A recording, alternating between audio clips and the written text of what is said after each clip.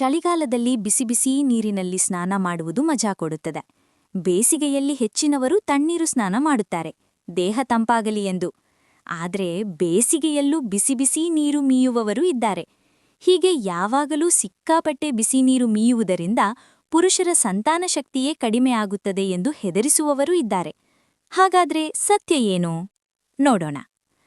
ತೀವ್ರ ಬಿಸಿ ನೀರಿನಲ್ಲಿ ಸ್ನಾನ ಮಾಡುವುದರಿಂದ ಪುರುಷರ ಲೈಂಗಿಕ ಶಕ್ತಿ ನೇರವಾಗಿ ಕಡಿಮೆ ಆಗುತ್ತದೆ ಎಂಬುದು ಸರಿಯಾದ ಹೇಳಿಕೆ ಅಲ್ಲ. ಆದರೆ ಕೆಲವು ಪ್ರಮುಖ ವಿಷಯಗಳನ್ನು ಗಮನಿಸಬೇಕು. ಮುಖ್ಯವಾಗಿ ವೃಷಣಗಳ ತಾಪಮಾನ. ವೃಷಣಗಳು ದೇಹದ ಹೊರಗೆ ಇರುವುದಕ್ಕೆ ಮುಖ್ಯ ಕಾರಣ ದೇಹದೊಳಗಿನಕ್ಕಿಂತ ಸ್ವಲ್ಪ ಕಡಿಮೆ ತಾಪಮಾನದಲ್ಲಿ ವೀರ್ಯ ಉತ್ಪಾದನೆ ಉತ್ತಮವಾಗಿರುತ್ತದೆ.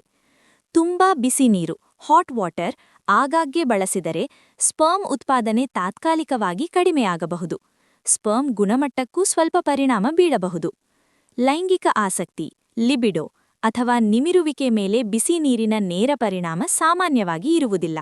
ಆದರೆ ದೀರ್ಘಕಾಲ ತುಂಬಾ ಬಿಸಿ ಸ್ನಾನದಿಂದ ದೇಹದ ಮೇಲೆ ಒತ್ತಡ ಬಿದ್ದು ಹಾರ್ಮೋನ್ಗಳಿಗೆ ಸಣ್ಣ ಮಟ್ಟದ ಪರಿಣಾಮ ಸಾಧ್ಯ.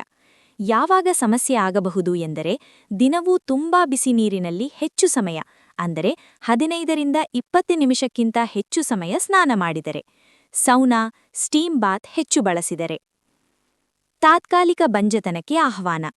2007ರಲ್ಲಿ ಕ್ಯಾಲಿಫೋರ್ನಿಯಾ ವಿಶ್ವವಿದ್ಯಾಲಯ ನಡೆಸಿದ ಅಧ್ಯಯನದ ಪ್ರಕಾರ ಹೆಚ್ಚಾದ ಬಿಸಿ ನೀರಿನ ಸ್ನಾನ ಪುರುಷ ಬಂಜತನಕ್ಕೆ ಕಾರಣವಾಗಬಹುದು.